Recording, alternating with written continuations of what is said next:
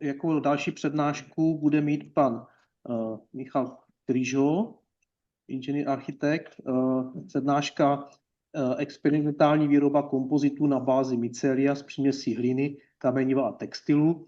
Je to taková okrajová část té naší hlínářské konference. Už vlastně pan docent Pivko to uvedl tím, že je to sice část malá, okrajová, nicméně to mycelium roste na hlíně a ty informace potom nám pan Michal Kryžo řekne.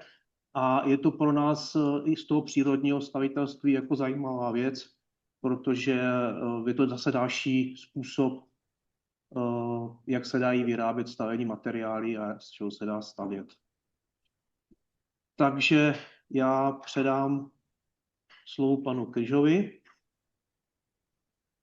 Dobrý deň, počujeme sa? Slyšíme vás, vidíme a zkuste spustit prezentaci. Zapněte sdílení obrazovky zpátky. Tak. Výborné, tak je to vaše. Super, ďakujem. Tak srdečne pozdravujem všetkých a ďakujem za príležitosť pozdieľať sa s vami o takých výsledkoch spolčasu tohto experimentálnej výroby kompozitov na báze mycelia, do ktorej sme primiešavali hliny, kamenivo, drobné kamenivo a textil v rôznych pomeroch. A teda robili sme tento experiment ako spoluprácu medzi Fakultou architektúry a dizajnu a Stavebnou fakultou Slovenskej technickej univerzity v Bratislave spolu s pánom docentom Pivkom a pani doktorkou Babenko zo Stavebnej fakulty. Čo je zaujímavé na týchto kompozitoch je, že vieme pretvárať sypký prírodný materiál v pevné stavebné bloky. Veľmi zjednodušene zhrnuté. A deje sa to tak, že vieme tie materiály spojiť prostredníctvom rastu mycelia. Čo je teda mycelium? Čo je tá časť, čo nás zaujíma? Ak ste náhodou o tom ešte nepočuli, tak mycelium to je teda podhubie, podhubná časť huby a konkrétne je to tvorené tisíckami a stotisíckami drobných vlásočníc, ktoré sa volajú hify. A tieto hify prerastajú substrát, v zásade akýkoľvek substrát, ktorý im poskytuje živiny. A tie živiny, konkrétne tým myslíme celulózu a kyslík. Takže keď máme v zásade akýkoľvek prírodný substrát, kde sa nachádza celulóza, je tam prístup kyslíku a plus je tam teplota, ktorá podporuje rast huby, respektíve podhubia, tak mycelium ju dokáže prerásť a spevniť. Limitom samozrejme je, že my potrebujeme to mycelium a už nepotrebujeme túto hornú časť, to samotné telo huby a ten zvyšok procesu, keď sa huba sporami rozmnožuje. Takže sa snažíme ostať pod povrchom a popíšem ten experiment, že čo to znamená, ako to docielime a ako to vieme využiť.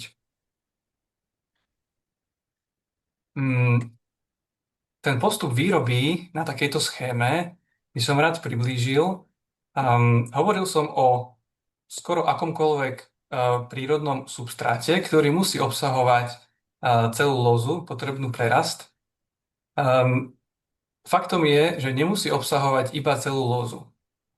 Môže obsahovať aj prímesy iných látok a môže ich obsahovať prakticky koľkokoľvek, pokiaľ sú tie hify, pokiaľ je to podhubie ešte schopné prerasť ten substrát. Tým pádom akýkoľvek vhodný substrát zamiešame, následne ho ideme sterilizovať. V rámci toho substrátu teda už môže byť aj prímes hliny alebo niečo iného, v tomto prípade drobného kameniva alebo textilu. Tá sterilizácia slúži k tomu, aby sa všetky prípadné konkurenčné huby alebo nejaké baktérie, ktoré môžu byť prirodzene obsiahnuté v tom pôvodnom substráte, ktorý nie je nejako čistený chemicky, aby sa zničili a aby tam neprebiehala žiadna takáto aktivita. A následne po tej sterilizácii tam vieme zaočkovať danú hubu. Keď hovorím hubu, hovorím v jednotnom čísle, ale nemyslím tým jednotné číslo, je obrovské množstvo rôznych húb a ich podhubí a správajú sa rôznym spôsobom a tým pádom sa vedia využívať na rôzne konkrétne aplikácie. My v našom experimente sme využívali iba jeden typ podhubia, konkrétne z huby reishi, a menili sme iné parametre. Takže huba je stále tá istá na tomto prípade a mení sa substrát. Ako náhle zaočkujeme tú hubu, čo je tu tak ilustratívne, takáto inekčná striekačka, ale keď hovoríme o zaočkovaní, môže to znamenať aj nasypanie suchého, to znamená zrn huby, podhubia, ktoré sú tak vysušené, že huba nerastie, ale ani nedegraduje, je schopná prežiť niekoľko týždňov až mesiacov. A ako náhle ju zasadíme do tohto substrátu, ktorý má aj primeranú vlhkosť, tak tá huba znova ožije a znova sa ďalej množí svojím vlastným spôsobom, teda rastom. Ako náhle je tam takto zaočkovaná, nastáva fáza kultivácie, kedy postupne prerastá ten substrát a presne ako je naznačené, ona vytvára ako by také hniezda, kde to je najviac prerastené a do všetkých ostatných smerov sa vetví a rastie ďalej. A to, čo sa deje v rámci, povedzme, toho jedného kusu substrátu v jednej nádobe, to sa môže diať aj medzi viacerými kusmi, povedzme, že už hotových nejakých tvárnic, ktoré sa vedia vlastne bez spoja zrásť dokopy, pokiaľ je tá rastová aktivita stále prítomná. My samozrejme tú aktivitu rastu nechceme preniesť na reálne stavby, takže potrebujeme urobiť stabilizáciu, inými slovami umrtvenie danej huby, aby ďalej nebola schopná rásť. A dá sa to spraviť dvomi spôsobmi. Ten prvý je dočasný, pokiaľ máme záujem odložiť tie nejaké tvárnice alebo tehly niekam na poličku a neskôr z nich niečo vybudovať a nechať to zrásť, tak aby nám nevyrástli do tých reálnych húb a nezačali produkovať spóry v tom sklade na poličke, tak ich vysušíme a vysušíme ich menej ako 60 stupňov Celzia. Vtedy by mali byť skladovateľné niekoľko dní, týždňov až mesiacov. Môžeme ale ich usušiť aj viac než 60 stupňov Celzia a vtedy ich stabilizujeme úplne. Tým pádom rastovú fázu už není možné obnoviť. To bolo tak trochu teórie, ako to funguje. A teda ako je toto mycelium používané už dnes a ako by mohlo byť používané v budúcnosti. Taká najjednoduchšia aplikácia, ktorá je možná, alebo si nevyžaduje nejaké normy a tak ďalej, je mycelium ako obalový materiál. Keď mycelium vyrastie a my s ním ďalej nič nerobíme, to znamená, ani ho nelisujeme, ani nič iné nejako neošetrujeme ďalej, tak ono má charakter podobný polystyrénu, to je taká porezná štruktúra, veľmi ľahká, odolná voči nárazu, je dosť podobná polystyrénu, ale teda čisto prírodná. Takže je možné ju využiť ako obalový materiál. A dá sa pracovať rôznymi spôsobmi s myceliom.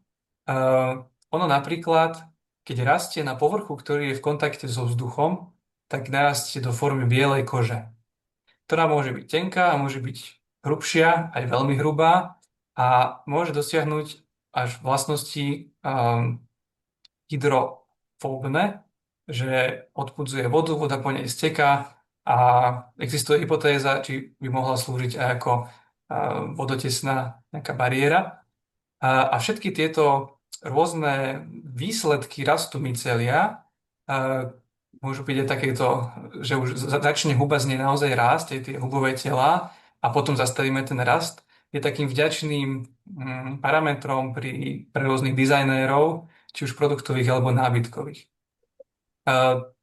To, o čom ale my pojednávame, je hlavne tá architektonická aplikácia, kde sa zatiaľ zdá, že mycelium je najvhodnejšie ako výplňový materiál a nenosný. Aj to má svoje premenné, pretože je zmerané, že keď takýto voľne vyrastený porezný materiál zlisujeme, tak výrazne navýšime jeho schopnosť nosnosti. Takže ďalšie ešte príklady, a potom prejdem k tomu nášmu experimentu, sú výplne dverných krídel z dôvodu, že mycelium má výborné akustické vlastnosti a aj teplno-izolačné vlastnosti, ktorými sa opäť blíži k napríklad štandardne používanému fasádnemu polystyrenu. A mycelium má jednu obrovskú výhodu, a to je, že akosť toho povrchu a jeho nejaký tvarový výraz vieme ovplyvňovať, a vieme ho ovplyvňovať tým, v akej forme ho necháme narasť. Takže keď si my spravíme formu, ktorá má nejaký dekoratívny povrch, ako v prípade tohto akustického panelu, tak to mycelium, ktoré do tej formy sypeme, dokáže výraz do akéhokoľvek tvaru. A keď sme pri akomkoľvek tvare, tak dokážeme aj tlačiť ako spôsobom filamentu. Musí byť ale do toho substrátu, ktorý je sám o sebe sypký, primiešaný napríklad íl, ako v tomto experimente, ale vyžaduje si to veľmi špecifické postupy a pomery a venujú sa tomu na vysokej úrovni na rôznych inštitúciách. A následne taká najpraktickejšia aplikácia sú tepelno-izolačné bloky. A ešte nejaké príklady architektúry, ktoré už stoja. Väčšina z nich stojí ako experimentálne stavby z dôvodu, že trvácnosť toho materiálu, hlavne trvácnosť pri zastávaní do konkrétnych konštrukcií je stále predmetom skúmania. Takže toto sú pekné príklady, kedy vidíme mycelium a myceliovou kožou obrastené tvárnice aj na vonkajšej obálke budovy, na fasáde. Následne vidíme mycelium ako súčasť takej hybridnej ťahano-tlačenej konštrukcie za použitia drevených prvkov vnútri. Rovnako vidíme použitie do obrovskej výšky kvázi vymurovanú takúto priestorovú štruktúru z myceliových tehál. Alebo tiež potom vidíme mycelium aplikované ako na takej porastliny po takej textilnej plachte v drevených rámoch. Takže toľko k myceliu vo všeobecnosti. A teraz, keď prejdem k tomu nášmu konkrétnemu experimentu, o tom jednak koľko trval, druhá, aké všetky kroky sme robili a následne akým spôsobom sme tam zapracovávali hlinu a ďalšie prímesy. V prvom rade ten experiment a typické pestovanie mycelia ako také zahŕňa dve fázy. Prvá je príprava samotného materiálu pred fázou rastu a druhá je samotný rast už vo forme a následné procesy až po nejaký finálny produkt.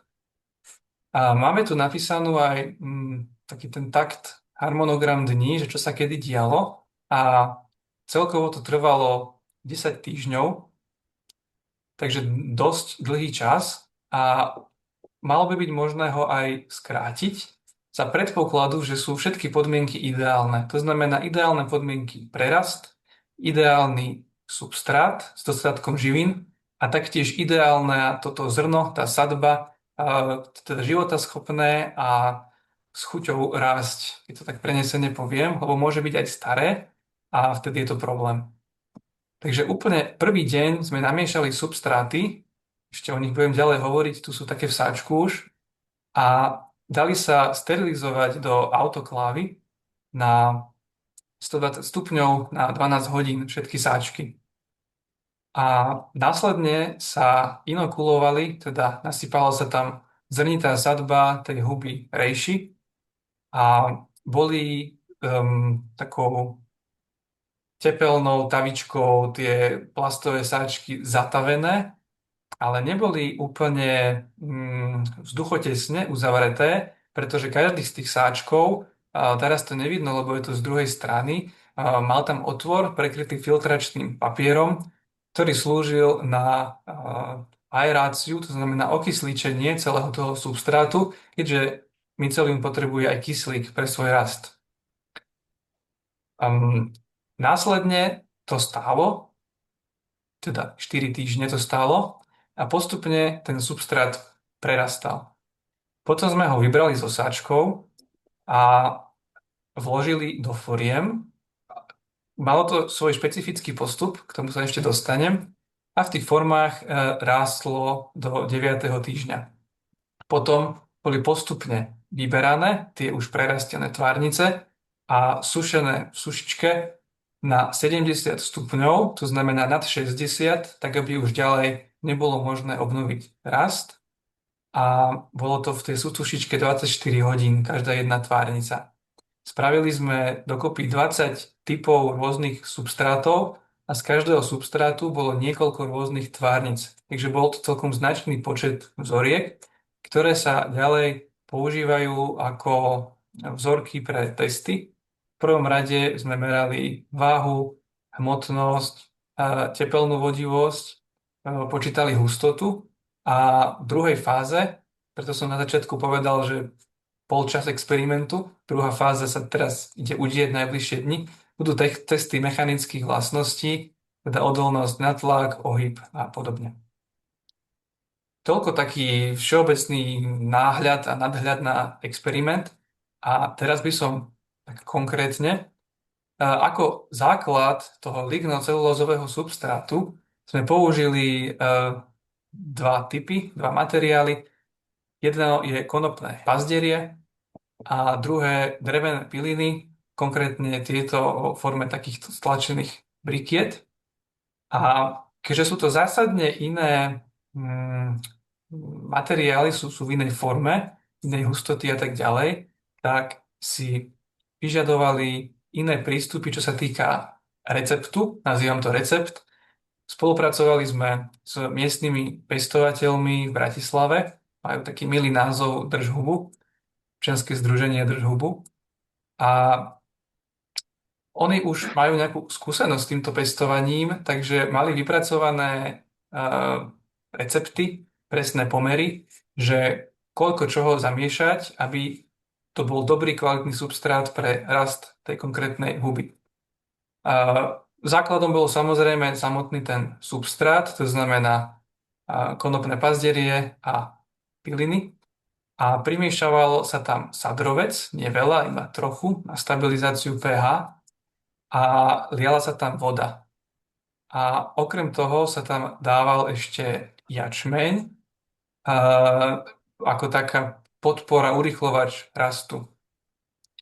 A po zamiešaní tohto sme mali teda dva základné substráty a z nich sme vyrábali 20 rôznych, o chvíľku ukážem tabuľku, substrátov s prímesami. Dostávame sa k tej hline. Teda prvou prímesou bol íl, teda tento biely jemný kaolín. Bol použitý tento konkrétny z dôvodu, že má jednoznačné chemické zloženie, takže o niečo ľahšie sa potom budú tie výsledky interpretovať, než keby zoberieme akúkoľvek hlinu, ktorú potom musíme analyzovať, že čo v nej presne je. Druhá prímes bola takéto drobné kamenivo frakcie približne 3 mm. A tretia prímes bol textilný odpad, konkrétne jeho dva typy. Prvý typ bol textilný odpad, ktorý sa používa aj ako tepelná izolácia, takýto strojovo spracovaný, trhaný alebo lety.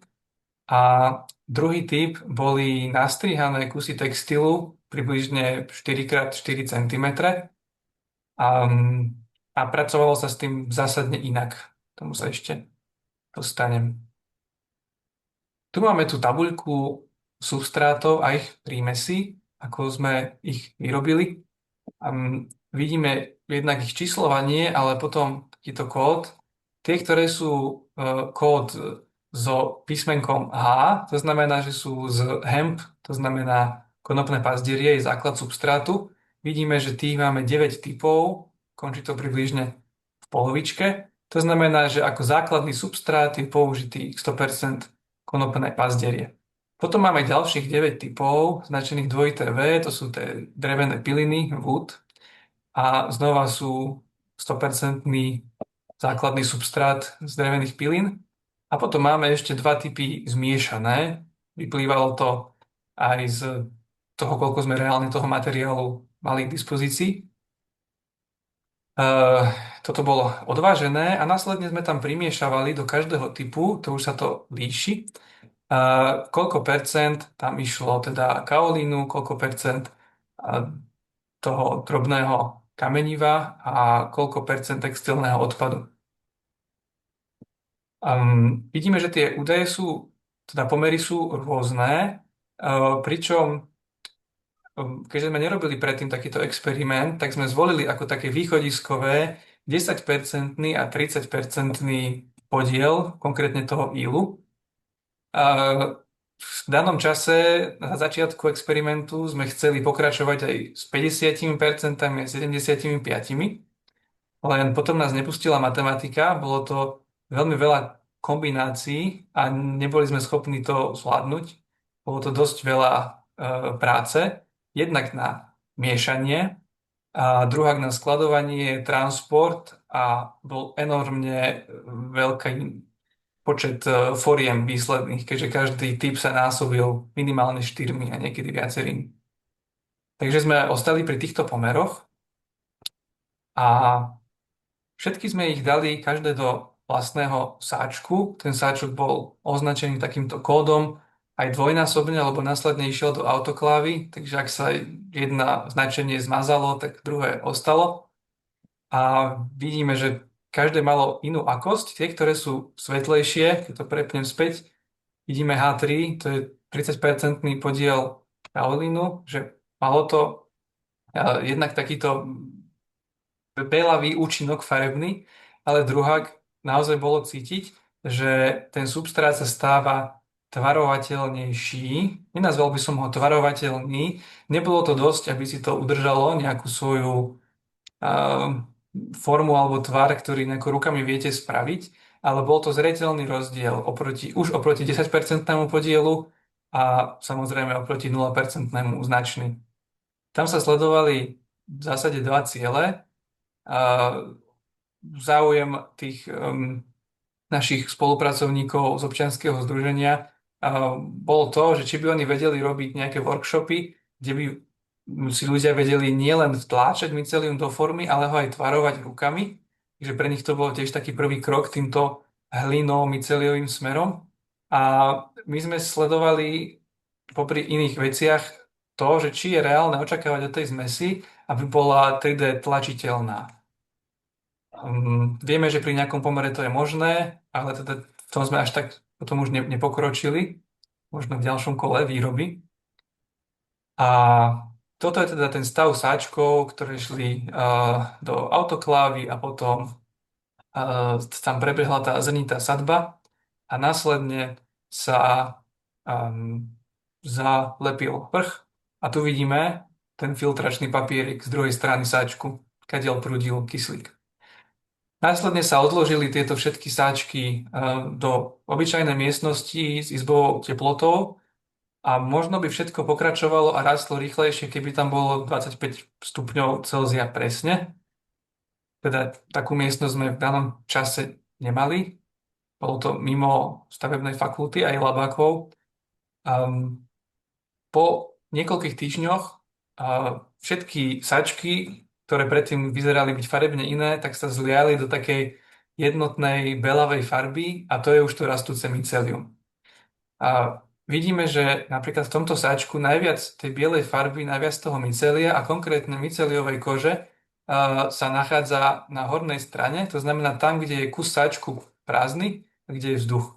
Takže v kontakte so vzduchom mycelium rastie do hrúbky, do tej kože. A tam, kde bol ten plastový sáčok, tak tam to ostalo síce belšie, ale nie až tak od tej kože. Vidíme zároveň, že sú tam také ako keby ostrovčeky, hrče výrazne belšie. To sú tie také prvé jadra toho rastu, kde sa to koncentruje, také tie mesta, mycelia, ktoré sa potom rozvetvujú do, nazvime to, vidieku a takto by to celé prerastlo. Problém alebo trik je v tom, že ten rast je nehomogénny, takže on potrebuje pomôcť. Keby teraz rozrežeme sáčok a vyberieme to, tak polka drží dobre, tretina nie úplne a zvyšok je taký nejaký pomedzi. Takže veľmi je potrebné ďalší krok spraviť ten, otvoriť sáčok a mechanicky rukami v rukaviciach, aby sme to nekontaminovali a rovnako ideálne s rúškom, aby sme tam nedýchali.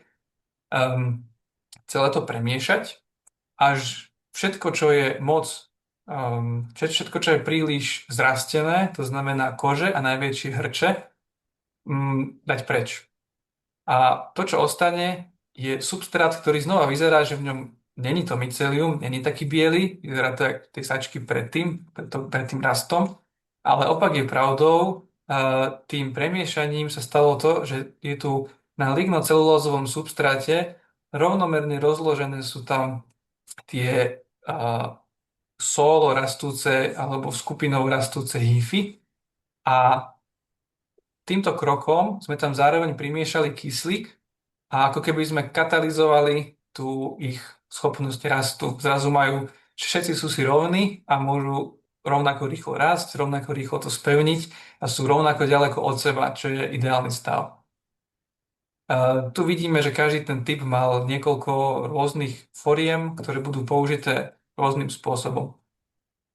Prešlo niekoľko dní a mycelium začalo rásť a začalo rásť takým intenzívnym spôsobom nielen kvôli farbe, ale aj kvôli tomu, že opäť tie formičky, čo sú plastové boxy, typické jedálenské, oni nie sú pevne nejako po obvode hermeticky uzavreté, takže je tam istá špára malá, ktorá je ale dostatočná na to, aby si tá huba, ktorá rastie, to mycelium, mohlo natiahnuť vzdušnú vlhkosť.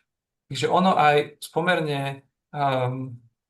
suchej miestnosti, respektíve z miestnosti, o ktorej nemáme pocit, že by tam bolo príliš vlhko, je schopné si takto postupne natiahnuť vodu, vodnú paru, ktorá potom kondenzuje na tých vrchnákoch a huba tam rastie veľmi intenzívne. No, následne prebehol ten proces vyberania z foriem, sušenia, váženia a merala sa tam relatívna vlhkosť a tepelná vodivosť. Znova toto sú nejaké tie polčasové výsledky.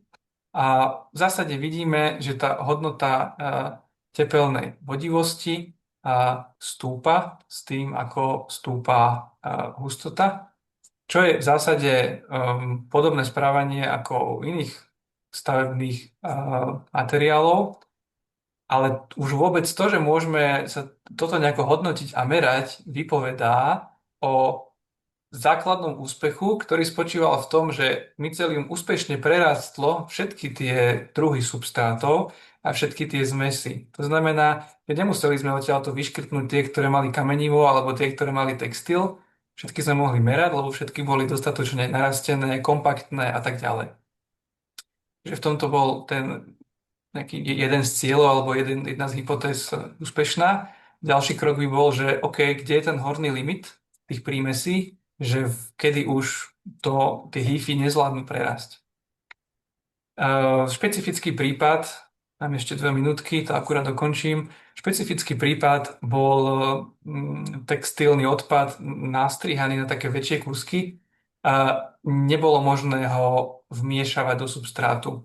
On sa správal úplne inak, tým pádom sme spravili niekoľko vzoriek, kedy sme to preložili tým substrátom a či to niečo spravilo s tvárnicou a jej vlastnosťami, uvidíme až pri tých testoch mechanických vlastností. Čo ale bolo zaujímavé zistenie, ktoré sme ani nesledovali a na konci sme si to iba uvedomili, že na vzorkách, ktoré boli na substráte z drevených pilín, výborne rástli tieto myceliové kože.